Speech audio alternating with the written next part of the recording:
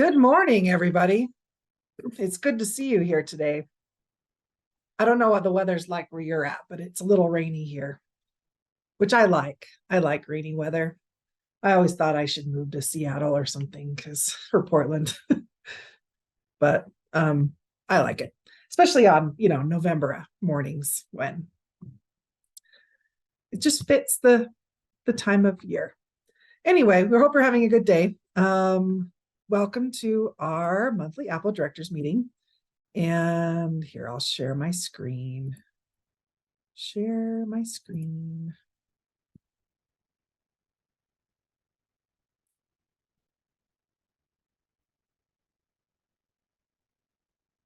Okay, so here's our schedule for today. We're going to do our community check-in.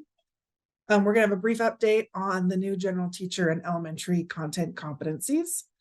We're going to have a discussion on, that was supposed to say annual report summary. So everybody got their annual reports in. We're really excited about that. And I'm going to share some of the information that we received from the annual reports.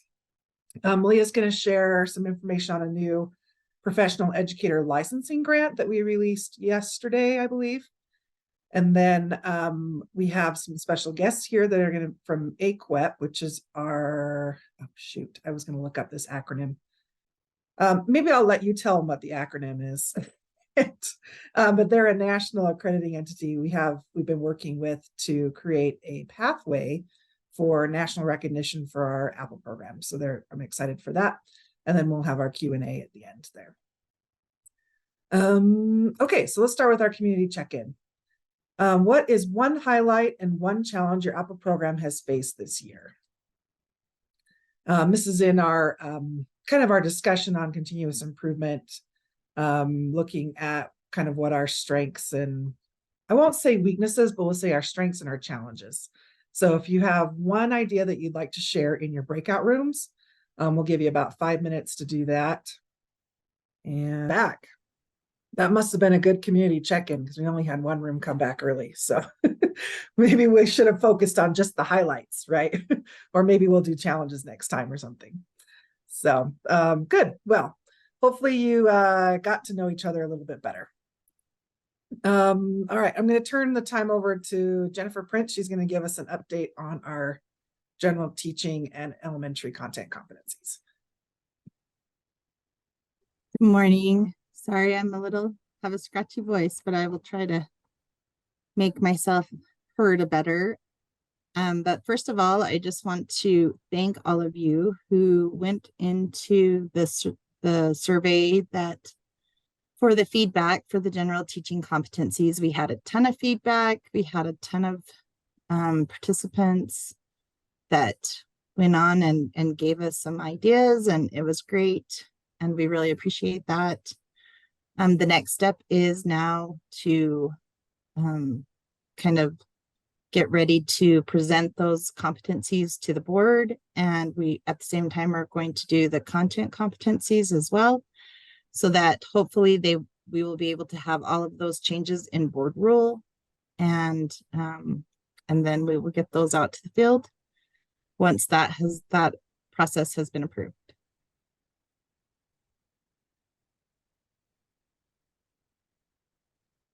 So I believe our timeline on that is, it's hard to tell with the board, but we'd like to get it into the committee for the December meeting and then full board in January. So if you guys want to watch the meeting or provide public comment, you're welcome to do that.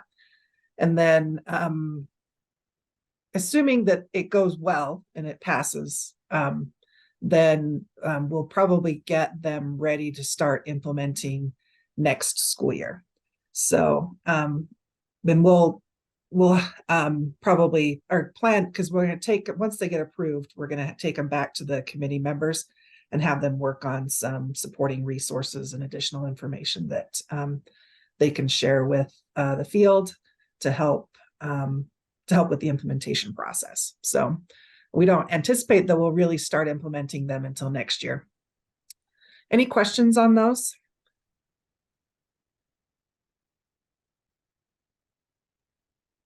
So is there any thoughts about sharing those out to the field again before it goes to the board, or just the committee will see the updated reviewed draft and then it'll go straight to the board.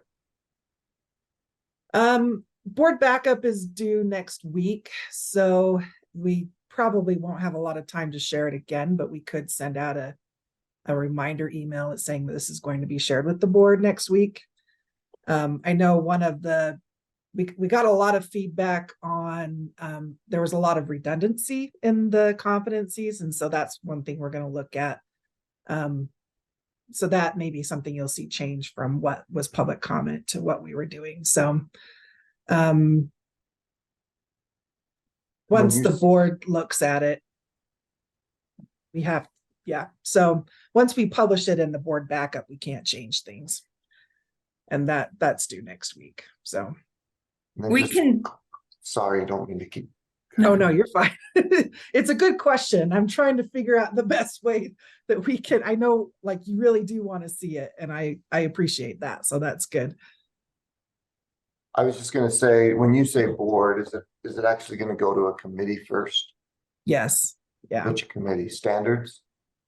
It'll likely go to, light law and licensing. And as soon as we have the draft ready, we can certainly put that in the next newsletter and send it out next week, so that you have the updated version, because the board backup won't publish for public until a week prior to that meeting. And so that'll get you the data about 2 weeks prior.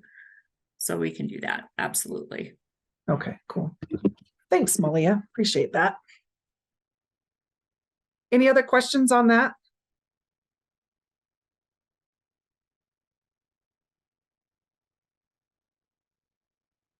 Okay, well, good. We do appreciate, there was a lot of work that went into this. It's been like a 1.5-year process, and we know that a lot of you have had some participation in that process, and so we really appreciate that.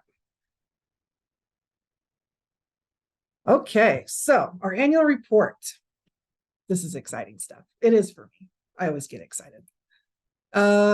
Summary. So we have, just a reminder, we have 10 university approved educator prep programs and 50 APPEL programs. Some of you may realize that that number has dropped a little bit. We have had some LEAs that have joined consortiums. And so our number of approved programs has dropped by like 2 or 3. But the total number of LEAs that we've been working with has increased. So we have 141 LEAs, that includes districts and charter schools, plus 25 private schools, for a total of 106 LEAs, or private schools, that have a partnership with an approved program.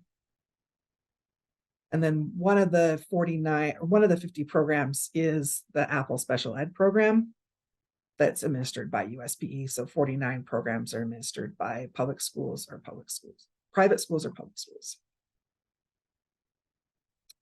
And then our enrollment for last school year, so this is from September 1st, 2022 to August 31st, 2023, we had 2,027 candidates that were enrolled in an APPEL program. That represents a 44% increase from the previous school year. Of those 2,027 candidates, 1,166 candidates were secondary, so that's about 57.5%.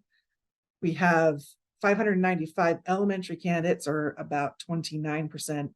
Special ed makes up about 11%, and then early childhood was almost 1%. CTE is almost 1%. And then there were about 7 candidates who did preschool special ed.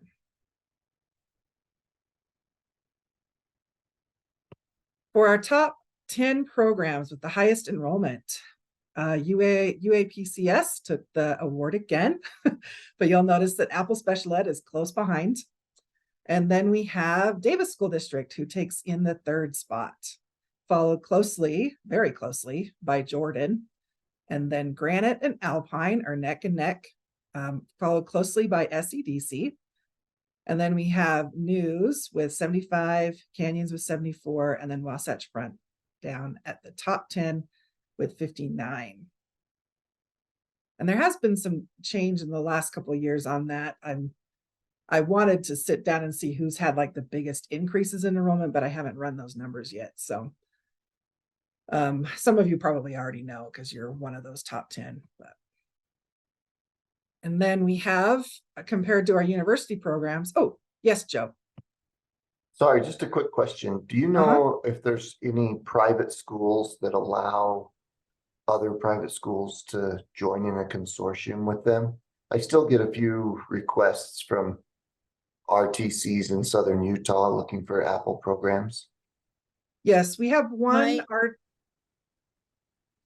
We I have was one gonna RTC. Sorry, is that As Joylyn, my program will allow private schools to join. Oh, thank you. We also have one RTC consortium that works with RTCs that have a partnership with USBE for their special ed funds.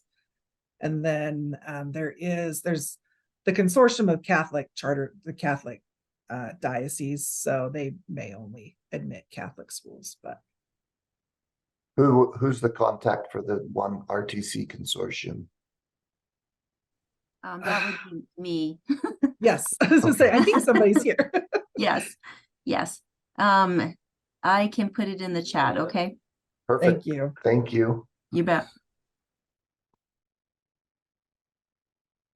All right, so compared to our university programs, if you remember last year, Apple was number 3, and now Apple has taken the top spot with 2000. Brigham Young comes in second at about 1,500. Utah State has about 1,500. And then Weber State's about 800. We have seen some increases in enrollment in Weber State's programs, which has been exciting. And I think BYU and Utah State, there's been a slight increase at Utah State. BYU's been about the same. But because Apple has grown so much in the last couple of years, they are now the top, the biggest combined, all Apple programs combined, are now the largest preparation program in the state. Yes, Jason. Thanks, Lisa. Question for you on the WGU numbers. And the only reason I ask this is because I've seen an influx of individuals that have earned a bachelor's in elementary studies. Does this include those individuals that have graduated with that, or just those that graduate with a license? I believe it's those that have just a license. We are in contact with Western governors right now because some of the numbers that we have don't seem to match with what they have. Even though I triple checked because these are the numbers they shared with us. So we're going to double check those numbers to get some clarity on that, because I know there's a lot of different ways that Western governors reports their numbers. So I appreciate that. Thank you so much.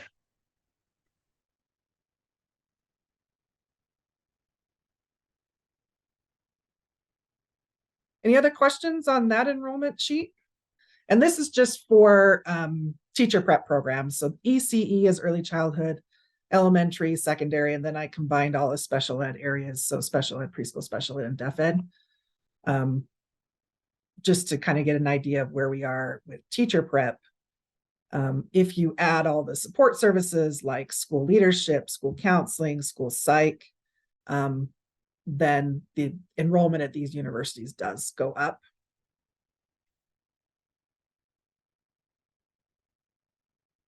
I do see some comments in the chat, so I'll look at that. Yes, I think Malia is talking about Western governors, about the decrease enrollment. And that's something we're verifying because our numbers show that they've had a decrease. They don't feel like they've had a decrease. So we're going to verify that.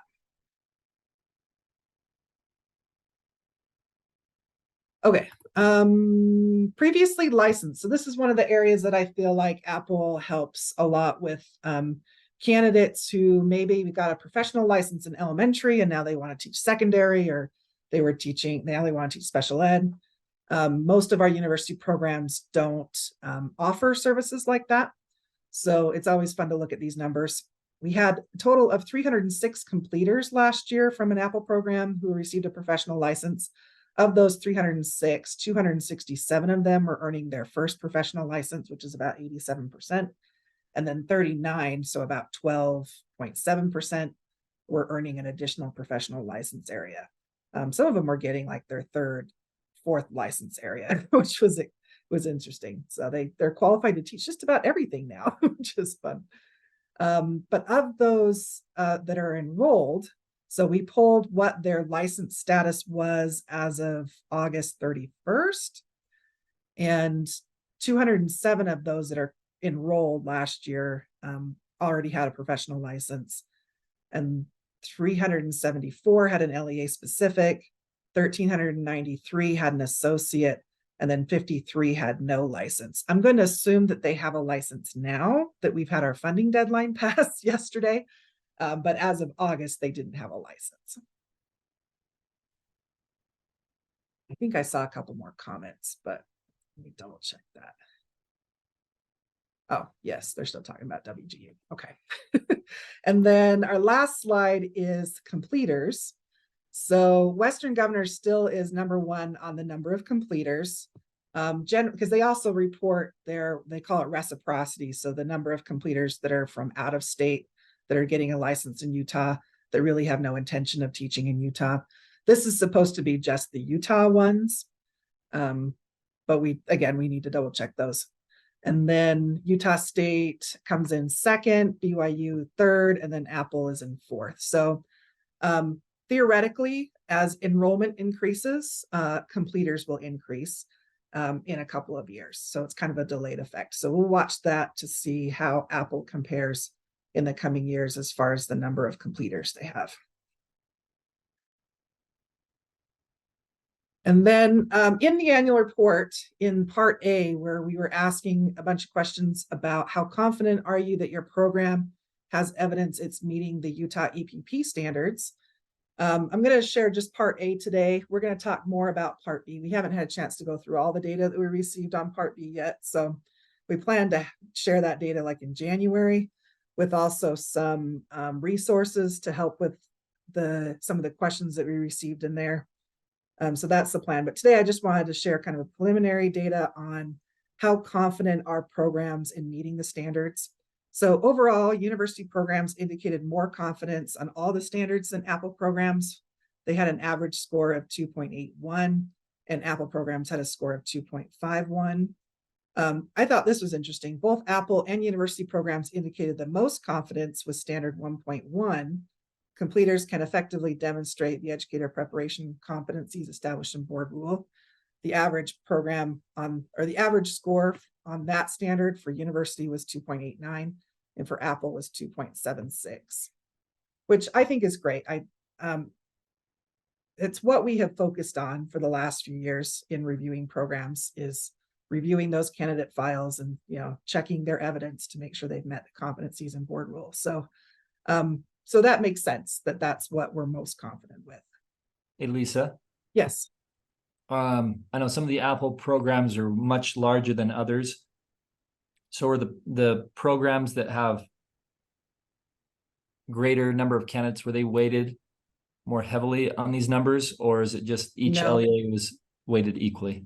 Yeah, that's a great question. And I should probably also specify that some of our university programs, they view like their secondary program, their elementary program as all separate programs, and that some of them reported confidence on all those programs. So these are probably skewed towards some programs more than others.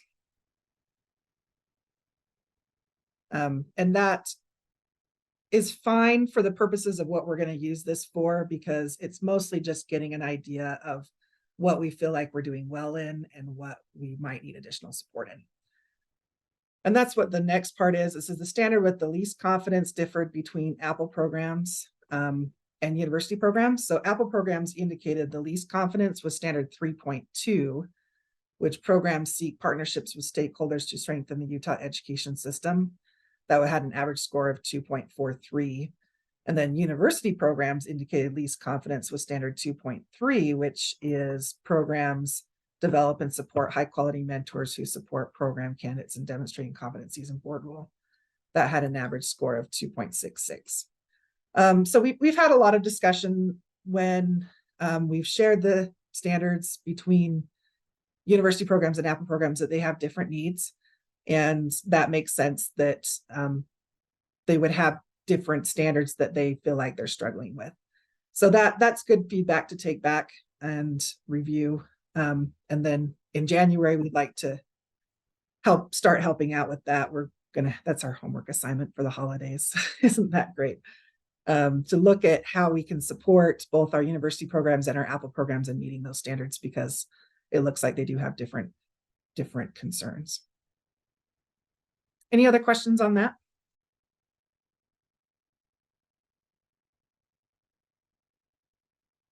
Don't see any new comments in the chat or any hands up. Okay, so this will be continued. We're going to continue this conversation in January. And I think that's about all I've got to share on that. So I will turn the time over to Malia. Yes.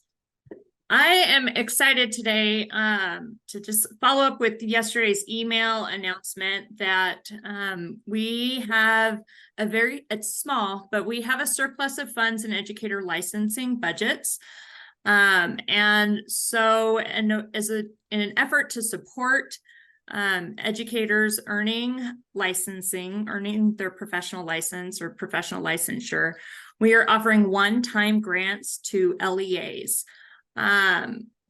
The intent of these monies are to support educators with their licensing requirements and support APPEL programs. Just some basic grant lingo that is hopefully familiar to any of you who are used to working in the grant money space, is that these funds must supplement any existing funding and cannot supplant any allocations. So you can't say, oh, I'm going to take this money from licensing and pay for somebody's salary that already works for the LEA, because that is supplanting or replacing existing funds. But if you say, oh, I want to hire somebody to help our program on a temporary basis, that would supplement your existing funding, and that would be allowable. So if we, perfect, thank you. That's exactly right. So the things that are allowable will fall under two big buckets. It's either supporting educators or supporting APPEL programs. And the allowable funds for the educator is we can pay for professional tests or any kind of an assessment, tuition or training, enrollment fees, etc. And then also support mentoring efforts. There's some brief examples in the application. There is, which I will put I'll drop it into the chat once I'm done, in case you didn't get a copy of it. But the mentoring is if you want to maybe support mentors in offering a stipend that your LEA is not currently doing, that would be an option. Or if you want to support maybe some release time for mentors to work with teachers, or for your teachers to go and observe mentors do the teaching, master teaching, a substitute reimbursement is also an option. Then to support APPEL programs, I've kind of mentioned the temporary staffing, but the other thing that is an option is accreditation and recognition. That is an option. There are some APPEL programs that are interested in becoming accredited by a national accreditation agency or organization that looks at educator preparation programs and ensures that they're meeting a standard and have a cycle of quality assurance and improvement. Those two, maybe the CAPE and APPEL, those two options may be just outside of the reach of what you or your APPEL program can do as far as capacity. And so we've been working with one of those groups, APPEL, who is going to be talking with us a little bit later about this option. Is they've designed a supportive supportive program that is collaborative to work through a similar process to an accreditation process, but that is specifically designed to support APPEL programs. And so that is the National Review and Recognition that would be available. It's an option. All of the costs for some of those accreditation things are in the application. The application has all of the information, deadlines and definitions, and who is eligible and who is not eligible as far as educators go. One thing that I won't mention as we're talking to APPEL programs, and some of your APPEL programs are a consortium of several APPEL programs. And so if you are the APPEL director of a consortium that works with multiple LEAs, then the LEA is who has to request the funds, because we have to be able to disperse the funds to the LEA, and I can't disperse funds to an APPEL program. That's just the way state funding works. So it looks like Jason has a question, and then there's one in the chat. To clarify, because the Reese's are a consortium, but we also qualify under Utah grants to be able to, would we be able to have the funds sent directly to us under this? Yeah.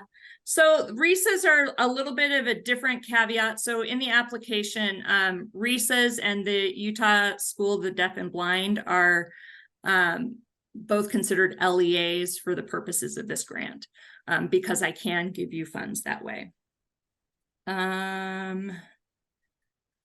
Esther had a question about. Yeah, so it could cover, yes, absolutely. So all of the money has to be spent by June 30th of next year. That's one of the caveats, and that's why some of our timelines are real quick, so that we can get through the funding processes, so that we can get you the money so that it can be spent. There was an email that went out yesterday to APPEL directors, HR directors, and all charter school directors. So those would be the individuals that have it. Again, I'll put the application here. Will also be in the newsletter, which will go out next week. So if we can go, it looks like Stacy's got a question, and then we can go to the next slide. Yes, Stacy. I'm just wondering if we apply for the moon, basically, or is it going to be a potentially award all, award some, or award none based off of what you submit? What should we do? Yeah, so talk about that on Monday. Sure. So the priority would be towards to award educators who are seeking their initial first ever professional license. And if we end up with, say, 10 times as many people apply for these funds, then what we would do is disperse a percentage to each LEA that applies. So it would be a proportion. But I'll remind you, it is a small surplus, but it is a surplus, but we're not talking about millions of dollars here. We're talking about a few 100,000 statewide. So, so that's the intent, and we will do the work to verify that any educator that is applied, that is included in the application, is considered an eligible educator. Do you still have another question, Stacy, or is your hand still just lingering? Oh, sorry. No, you're good. Esther had another question that says, if a teacher has paid tuition through loans, can we reimburse them for the loan they took out to cover their tuition? Okay, so you can't reimburse them for a loan, but you could reimburse them for their tuition that they paid. So you can't pay a loan bill, but you could pay a tuition bill. Okay. And from our experience on the Grow Your Own, tuition can be paid for classes that had started during that fiscal year. Yes. So you couldn't pull their classes from last year and pay for those. Right. All of the stuff has to happen and be paid for in this fiscal year. So that's kind of the critical piece. So the critical dates, and again, this is quick turnaround. We've got a technical assistance webinar that is Monday afternoon. It will be recorded. We will send it out in the newsletter if you or someone from the LEA is unable to attend. All of the applications are due Friday, December 15th at 5 p.m. And that's a hard deadline because we have to complete the work of evaluating those applications and getting everything loaded into Utah grants so that we can disperse the funds. So it is a rather rapid timeline, just due to the nature of the grant and the monies that exist. We So wish that's we could just throw the money out into the street. Yeah, I wish, right? That'd be very fun. But finance would frown upon that. So yeah, we want to be accountable to our fiduciary responsibilities for taxpayer funds to help support educators, which ultimately support Utah students. So once I'm finished talking, I will put this into the chat, and that will, you can contact me or anyone on my staff for any questions about it. And there's contact information in the application as well. okay, I don't see any other questions on that. So thanks, Malia. If you do have questions, feel free to reach out. Okay, so we're excited to have Linda McKee. Did I say that right? I think. She is here from the Association for Advancing Quality and Educator Preparation. We appreciate them putting the acronym on there. And we're going to turn the time over to her to tell us about this new National Review and Recognition pathway that they've created for us. Okay, fantastic. Oh, So, and you know what? Sorry, Linda, do you want me to drive or do you want to drive? I think it would be easier if I drive, if that's okay with you. Yes, I will stop sharing. The slides are in the chat that I dropped in earlier. Do you want me to put those back in? That's up to you. I can bring up my slides if I can You've share. got them? Okay, that's great. Okay, you should be able to share now. Okay.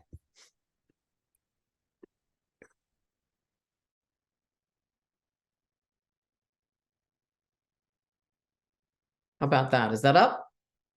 We're good. Fantastic. All right. So thanks very much, Malia. I appreciate that. A little bit of introduction there. And Lisa, thank you. And I'm really happy to be here. As Lisa just said, I'm Linda McKee. I'm the Chief Operations Officer and one of the co-founders for APPEL. We are a national accreditor for educator preparation programs. And I'm going to give you just a little bit of an overview of where I'm going to go at this moment. I'm going to talk just a little bit, give you some background very, very briefly about AQEP and about the purpose of this NRR, the National Review and Recognition, so that you understand why we are looking at this and giving some, assistance here. Very, very briefly about the crosswalk and explain about the direction that will go. A lot of my time, though, will be spent on talking about that process, about the design and the timeline for that process. So I'll move right on into that and stop me at any point. Please, if you have any questions, again, make good use of that chat box. I'm also very, very comfortable. I taught middle school, so I'm really comfortable if you stop me and just jump in at any point. Okay, so unmute and just ask me questions. I'm pretty good with that. So the purpose for AQEP really moving into this field is thinking about, when we think about educator preparation, we think about it across the board. The majority of national accreditors and educator preparation really think about it as in just the IHEs, but we accredit alternative programs, community programs, community college programs, really pretty much everyone who is preparing educators. We feel pretty strongly about that high standard of quality being for all preparation programs. And so we want to know also, how can we be supportive? Really thinking of how not just support, but also how can you enhance the quality of your program? And then we try really hard to work with district and state education officials. I think that you'll hear from Utah state officials there that we've been working with them pretty closely right from the very beginning. In fact, they've been a part of the process as we move forward. When we think about accreditation, we're thinking about program quality. That's really what we're looking at, is the quality assurance and the improvement process that is part of accreditation. So we think, how is it defined? What are the dimensions? How is it identified, measured, recognized? But even more importantly, we're looking at the improvement process. I've done a lot of work with K-12 and K-20 improvement and really thinking about, what does improvement mean, using improvement science, and where do we go with that? Because it opens the door for innovations. And that's one of the things that frequently accreditation in particular has a tendency to really stop innovations. And so what we're trying to do is to say, let's use the adapt, adopt, or abandon and think about what are some new ideas and some directions we can go. So when we thought about accreditation as a quality assurance and improvement process, we looked at really thinking of collaboration. And I'm bringing up these operational principles. There are 8 of them for AQUEP, because these are integrated also into what we're calling the National Review and Recognition process. So looking at collaboration, being open to innovation, working with partners across the board, that would be everyone who's involved in this process, being very comprehensive. That's the reason that we're talking with a lot of school districts. In fact, we even have some LEAs that are going through the accreditation process in other states. We also are very, very sensitive to context. It makes a big difference if you are a large institution who, you may be having a lot of educator preparation completers, or if you are a very small LEA that's just trying to get some people into the classroom that are of quality also. And how are you supporting those? So we really are very sensitive to context. Consistency across the board. You'll see that as with our regular programs, the NAQUEP staff is integrated somewhere into assisting all of our site visits. Efficiency, we try very hard. You can see that we're virtual. We're a virtual company. We all meet virtually all the time. We work virtually as much as possible, but we do identify when there's some in-person things that we have to do. And the sharing part is extremely important to us, because right now we have 2 books coming out in the spring. One is called Using Data for Improvement to Sustain Improvement, and the other one is The Landscape of Educator Preparation. And so those will be coming out because they're from our members and non-members who've written the chapters. How do we really make good use of what we're learning from each other and what we're learning from the process?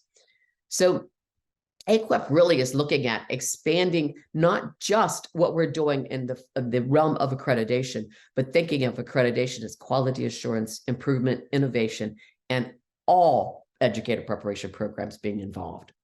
So now, in particular with the APPEL standards, who are in a certain environment there, where we're looking at that crosswalk, we're asking that you would specifically focus on the APPEL and the Utah state standards. With AQUEP, we always have to have the state approval, the state standards that are part of our process, and we're asking that you would be able to use that if you decide to do the NRR. The focus of the work with the review and recognition is going to be aligned with your existing work. We'll work with you, with the Utah state, also to make sure that the process that we're building out is going to be clearly aligned. So we're not designing new reports that aren't already part of what you're doing at the moment, really looking at how can we pull all these pieces together. The need to integrate the AQUEP standards could come at another point. I'm not really addressing those within this piece of the presentation, but we have an intro webinar that talks about AQUEP, and we have an initial accreditation review webinar that talks about a step of AQUEP. That if you are interested in the national accreditation, I'd be happy to guide you through that process also. But we'd integrate those if you make the decision to move in that direction. They're not required for the NRR at this moment. So I'm going to talk about the process a little bit, and there are major pieces to the process. I'll give you the 4 key components, and then the process design, and then a little bit about the timeline, that when I present that, you'll see that we may have to do some adaptations based on your timeline that I saw this morning for the grant. So the 4 components of the NRRs, really to establish a quality assurance framework and review process, we want it tailored to the needs of the APPEL programs.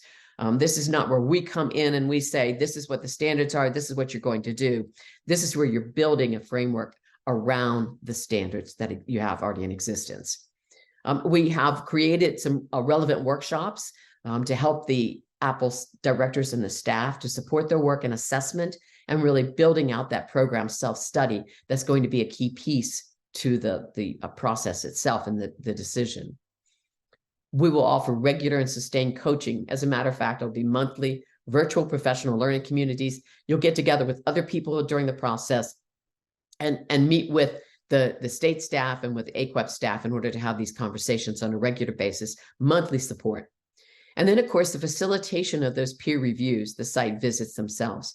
And I'll talk about that in a little bit. It's going to be a separate training that would be part of this process too. And I'll mention later on who's going to be involved. But that would be also part of an annual reporting framework that would happen as we move forward. So the process design, this is going to be really the depth of what you're thinking about. There are 5 different pieces to this process design. The first would be those improvement and innovation sessions, and I'm going to go into more detail with each of these in just a second.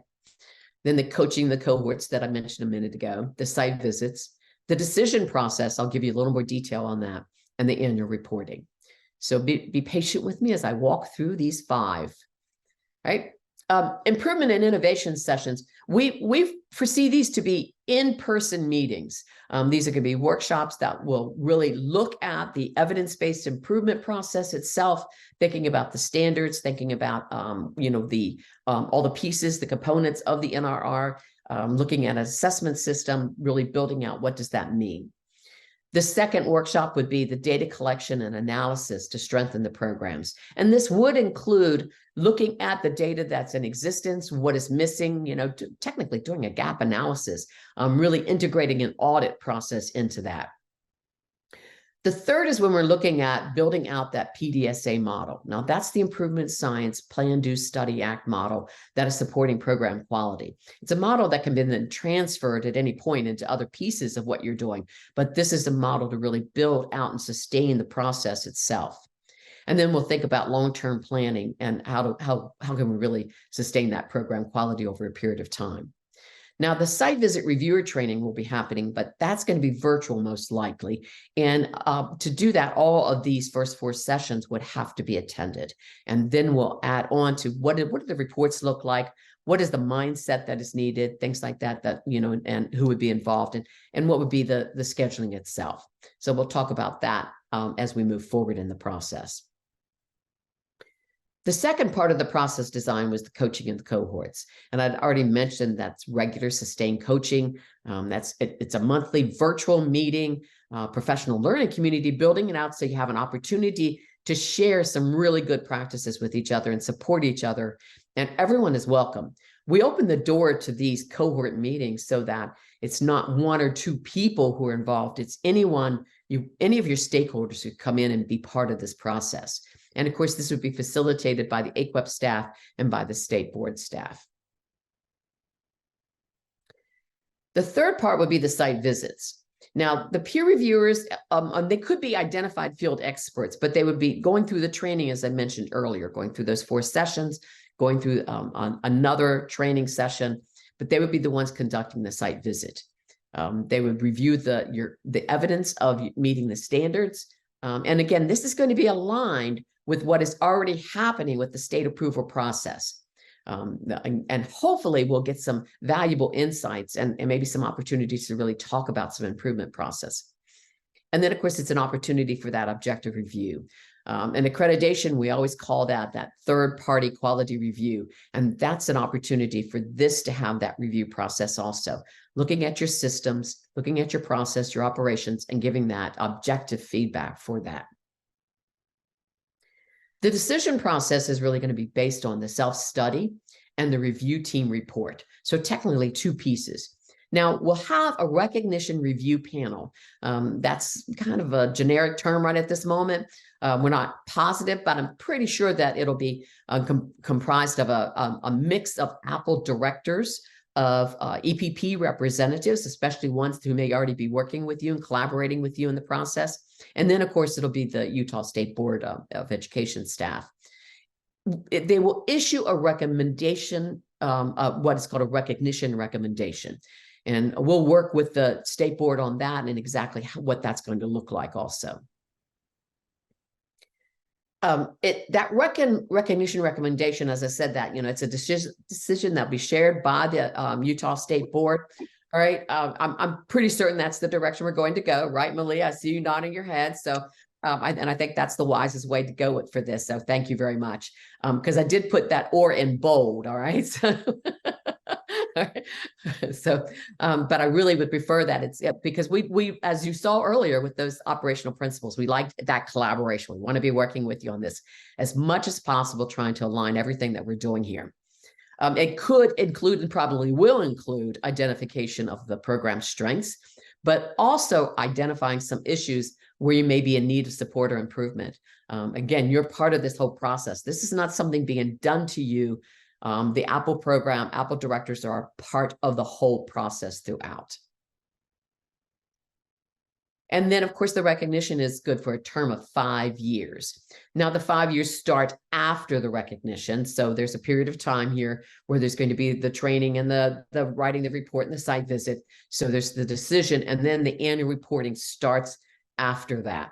It'll be, the program will complete those annual reports. We'll have a template available for you. And again, that's going to be aligned with everything that the state is requiring also, so that, we're working on the same page together. I can't say enough. We do not want you writing more reports. We really want this to be something that there's some coordination together with this. But it is just where you're documenting your ongoing improvement process and really thinking about the planning. What is it that you're doing?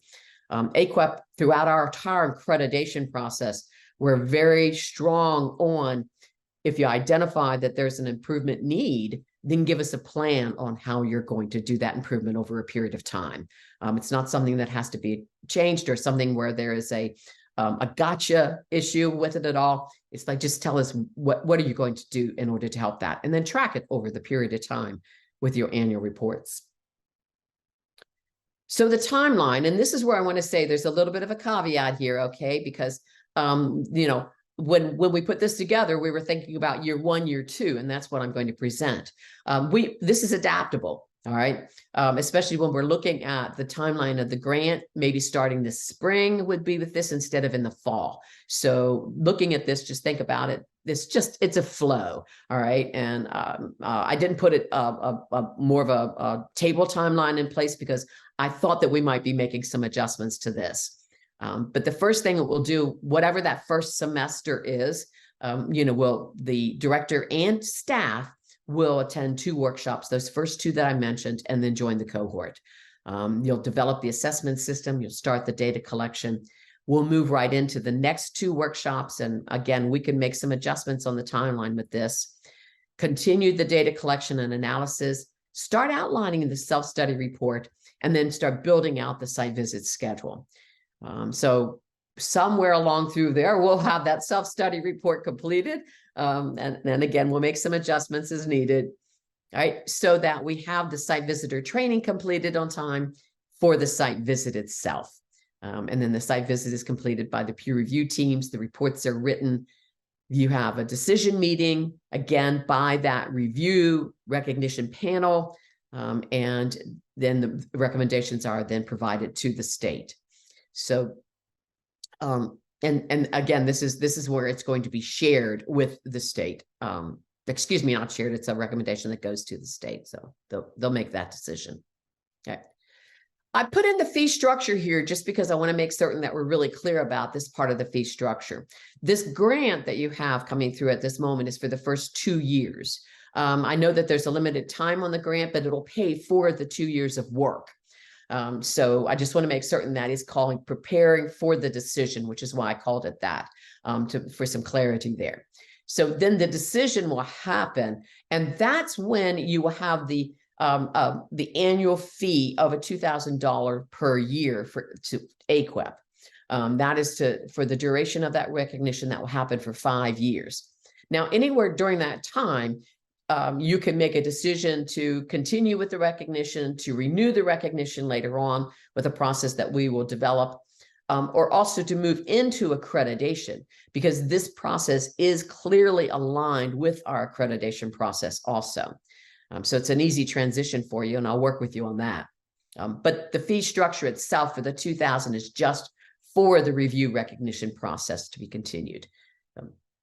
And then, of course, with the part 2, as I just mentioned, you can continue on with the AQEP accreditation. It has a different fee structure.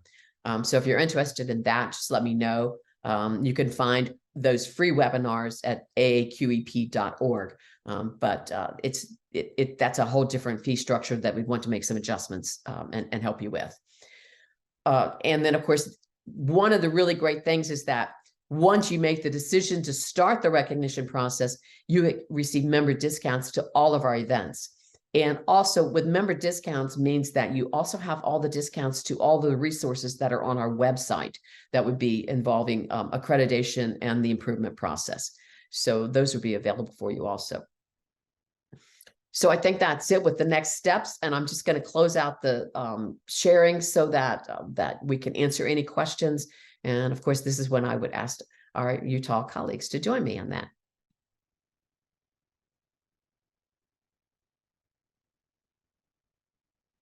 Thank you, Linda. Malia just dropped in the chat, and Linda mentioned it as well, is that if you apply for the grant, the funding that's available through there would pay for the first 2 years. And then there may be some additional costs afterwards once that recognition, because that's a 5-year recognition process. So, but it will take care of a large majority of those upfront costs. And then I don't see any other questions. I will add that traditionally our EPP programs had been, this was like 5 or 6 years ago before Apple existed, but they were required to be nationally accredited. And then that requirement was removed, but all of our university programs do continue to go through accreditation because they see the value in it. And at the state board, we do also value accreditation. As we've worked with our accrediting partners, that we know that there's a lot that they offer in helping us see, that keeping us up to date with quality teacher preparation, and AQUEP has provided a lot of support for our programs. And so feel like this, while nobody is required to go through this process, we do feel like it'll add a lot of value to our programs. And so that's why we're excited to see this, to see how it goes. And this is the first that AQUEP's done something like this as well. So this will be fun to see how it goes. Any other questions on that?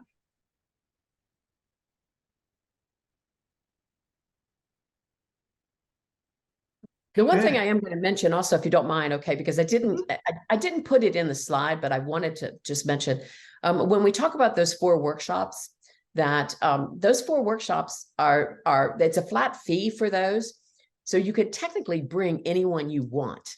We're not going to limit the numbers. We're not, as an AQUEP. I don't know if the state wants to limit the numbers, but we would not limit the numbers. As I said earlier, I was a middle school teacher, so I'm accustomed to teaching large groups and without any problem. It's pretty much open that, whatever number works for you. It's great professional development for your staff. If nothing else, I think that's a good opportunity. So. Yeah, and I know that was one of the things we asked when we go to our site visits and program reviews, that, we do ask what kind of professional development do Apple leadership teams get, and usually they mention the Apple Leadership Conference and the monthly directors meetings. That's great, but it's like, okay, well, what other supports can we offer our teams that are focused on teacher prep? And so this is one opportunity that could also work. Okay, I don't see any other questions, and I believe that we have, I'm just going to go really quickly back to our slides and make sure I'm not forgetting anything. Yes, okay, so I'll just go back to our resources page. Because some people forget that we don't regularly hold a meeting in December. So our next meeting will be January 25th at 9 a.m. And then here's a link to our Apple Directors Listserv and our Apple website. Oh, I do have a word of advice. We are doing a website transition, the whole agency, starting December 1st is what I've heard. So hopefully it'll all be done by January. But there may be some disruption to accessing resources on our website between December and January. We are saving all of the resources, so if something does get lost, we have a backup of it. But if you are looking for something and can't find it, please reach out and we can probably get you a copy. And then we hope to have that done by January. And then there's our Google collaboration. Most of the stuff that we have on our website, we also have in the collaboration folder. So you could also find it there. Okay, I think that's about it for today. We do appreciate your participation and seeing all of your bright smiley faces today. It's fun to get to see you virtually, if not in person. We'll stick around for questions, and that's it. Thank you.